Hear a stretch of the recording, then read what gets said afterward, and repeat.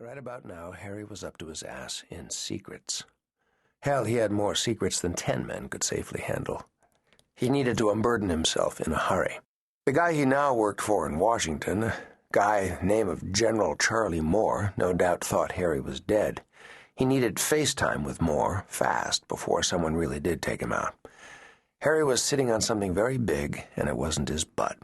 He had learned that America's old pals, the European axis of weasels, had themselves a new silent partner, namely China. And to stop Harry from delivering this juicy tidbit to his superiors, the boys in Beijing were pulling out all the stops. Find Harry, silence Harry, before he blows his little whistle. Harry found the simple fact that he was still breathing to be mind-blowing. He was living proof that human beings were much harder to kill than people gave them credit for.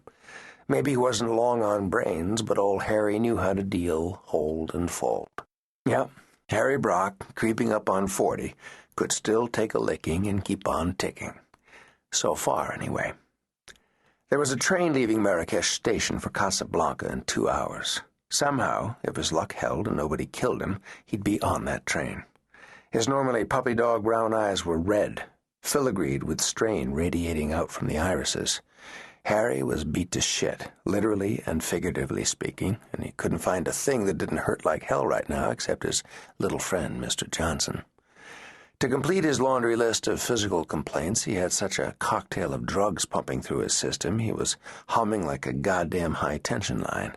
Some kind of meth they'd injected him with, a mix of truth serum and speed, and he couldn't get it out of his system. Time to hit the pool. Brock had spent the preceding few nights in far humbler circumstances. He had lain on bare ground under the stars, freezing his balls off and listening to his camel fart. Having skirted the two wall towns of Tisnet and Guillemin, he had reached the desert plateau cradled in the foothills of the snow-capped Atlas Mountains. Exhausted, he tied his foul-smelling beast to a handy scrub bush and collapsed on the rocky ground. Below his mountain, he could see the hazy lights and minarets of Marrakesh in the near distance and the coast of Morocco in the far. He slept hard, woke up with the sun, and started down.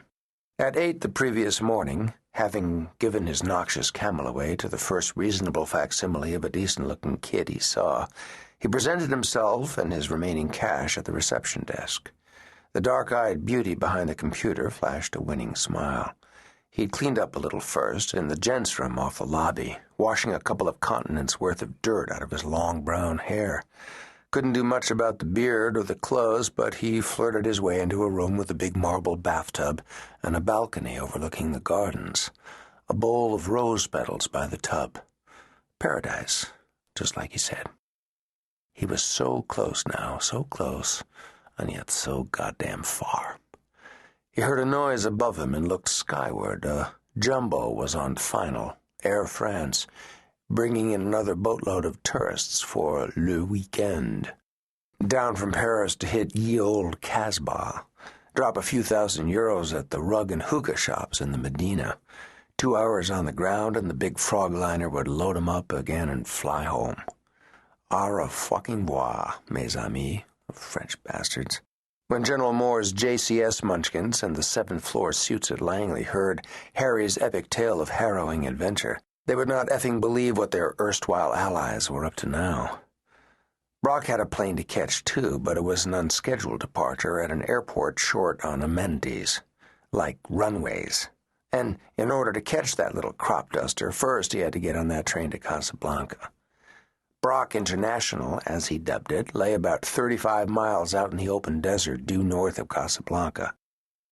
There was a dried-up oasis called Dasht al-Dar.